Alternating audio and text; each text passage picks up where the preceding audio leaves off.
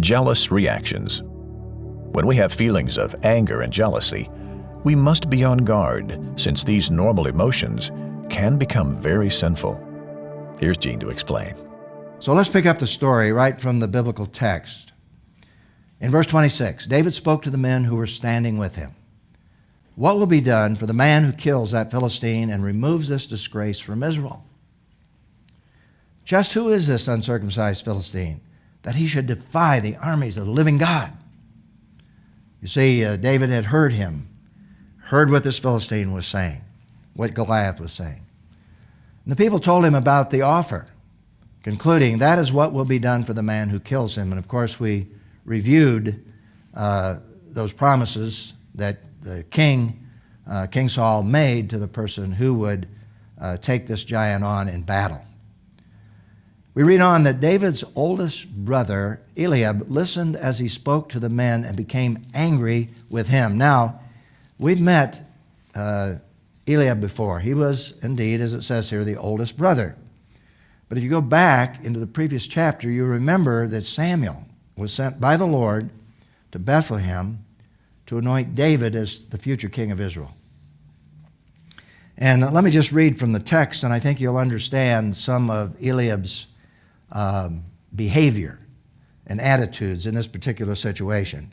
Going back to the previous chapter, in verse 6, when they arrived, Samuel saw Eliab and said, and this is basically now referring to Samuel and Jesse, and he said, certainly, this is really Samuel's conclusion. Certainly, the Lord's anointed one is here before him. And he looked at Eliab and he saw his size and he thought, here's a guy that can replace King Saul. But the Lord said to Samuel, do not look at his appearance or his stature, because I have rejected him. Now, we're not sure how much of this information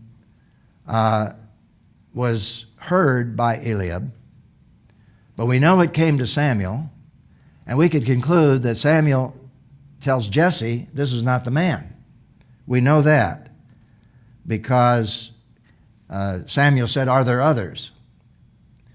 Now, you can conclude that somehow, some way, regardless of the way in which God communicated with Samuel, these words about the fact that God himself had rejected this individual, namely Eliab, that word got back to him.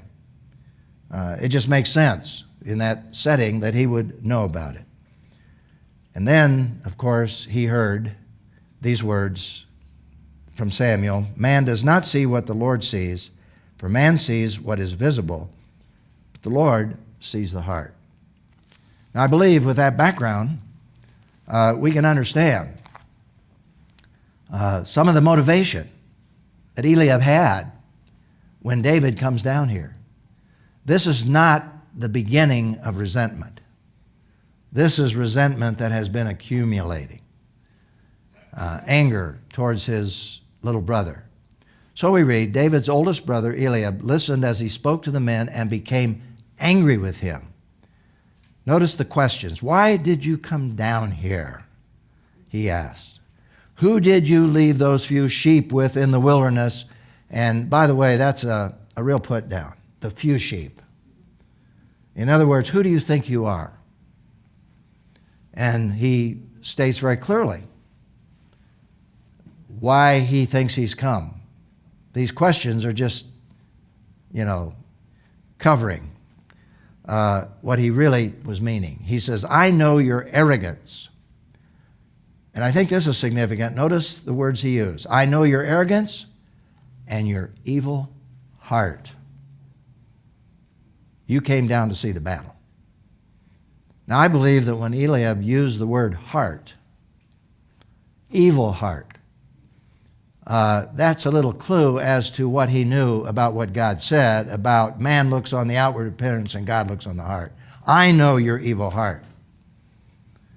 He's challenging that statement. And that statement is being challenged because of jealousy. Anger and jealousy. So Eliab has a very serious problem here. And of course, jealousy has been the basis all along in the biblical story of some rather tragic situations and what jealousy leads to. In fact, we can review the power of jealousy when we look back at the different events that took place in relationship to different biblical events, going all the way back to Cain. Cain was furious with Abel and killed him. What was the root of that? It was jealousy. Another event, Esau hated Jacob to the point he wanted to kill him. Now, Esau had certainly some valid reasons to be unhappy with Jacob. But look what jealousy did. Jacob had to flee. Joseph's brothers had the same evil intentions. They wanted to kill him. As a group, they wanted to kill him. If it wasn't for one of his brothers, they would have killed him. Rather, they sold him as a slave into Egypt. So that shows us the power of jealousy. And even among Christians, Peter reminds us that this can be a serious problem. Look at the words in 1 Peter chapter 2. So rid yourselves of all malice. And notice the cluster of words, because a lot of these words are interrelated as it surrounds the concept of jealousy. So rid yourself of all malice, all deceit, hypocrisy, and then he uses the word envy. Envy is another word for jealousy. And all slander. All of these feelings and emotions can converge when it comes to the concept of jealousy. And we know that Peter is writing to believers, new believers, in this sense, because he says, like newborn infants, like innocent little babies, desire the pure spiritual milk so that you may grow by it for your salvation, since you have tasted that the Lord is good. He's not saying that by doing these things you will inherit your salvation. They've already been saved by grace through faith, but now they need to grow and reflect the fruit of the Holy Spirit and mature and grow up and overcome these basic problems that were prevalent among them. So jealousy has been around for a long, long time. And so that leads us to a very practical reflection and response question. In what ways can envy, jealousy, distort our thinking about others? And what are some of those relationships? Family members, fellow employees, friends, and other Christians generally. How can envy, jealousy distort our thinking and our actions? Well, when you think in terms of family members, that can lead to serious manipulation, serious control issues. I was just in conversation with someone recently, a gentleman that has several children. They're all growing children. And one daughter is very, very much out of the will of God, living in an immoral relationship, does things that are incredibly improper, even got herself thrown into jail on one occasion. And this was just a pattern that had developed in her life as a growing daughter. The other children were not behaving that way. Were very concerned about their sister. But one of her key manifestations is manipulation.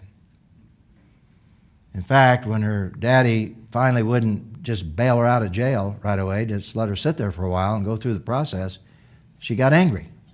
Why didn't you bail me out? Well, this was a pattern of manipulation, a pattern of control, a pattern of focus on self. And jealousy is the ultimate manifestation of focus on oneself. This kind of jealousy, manipulation, anger. When it comes to fellow employees, you've all seen it. Gossip. Jealousy can lead to incredible gossip within a employee-employer situation, a vocational situation. Or friends. Jealousy can lead to what? Possession, control over another individual. And there's no way to destroy a relationship faster than possessing, trying to take control. You can just crush that relationship. And so you see it happening even among Christian friends and other Christians generally. And I think one of the ways it's manifested among Christians generally is a critical spirit. Now, obviously, all of these things sort of roll together in all of these relationships, but we know that envy and jealousy can distort thinking, distort our behavior in relationship to this feeling, which can lead us into all kinds of actions that are inappropriate for a Christian. One of the things that is interesting, by the way, is that if you go back and actually study the whole concept of jealousy, number one is you'll see that anger and jealousy are very closely blended emotions. We see that in Eliab in terms of his anger and his jealousy. We see that in all of these biblical illustrations. But there's another interesting dynamic that demonstrates that there is a capacity here that God has created. Because if you study children, they've studied children in relationship to two emotions that emerge because of biological development. And you can pretty much predict when these emotions are going to begin to express themselves. It's very consistent as children grow, particularly when they begin to have certain feelings. And we've all seen this with a child who develops the ability to show affection. That's something that comes along in child development, where that little baby will lay their head against you or they will respond with affection. The brain has to develop to a certain point for that to happen. But the interesting correlation is when you see a child begin to show affection, you will also see that child have the capacity to be jealous, to push away, to possess. Isn't it interesting that these two capacities go together? In that sense, it's a gift from God. And so how we handle that gift from God in helping that child grow and mature is very, very significant. The same is true of anger, which is a God-created capacity, but we know that anger can lead to serious problems. Of course, jealousy is one of the outflows. Anger is a more basic emotion, and jealousy then begins to emerge from that. So one of the great challenges for us, I think, as parents, is to make sure that we really understand and help that person to really deal with those issues, to grow naturally, to handle these issues in a proper way. And so jealousy is real. And we see that exemplified here in the life of David and his brothers.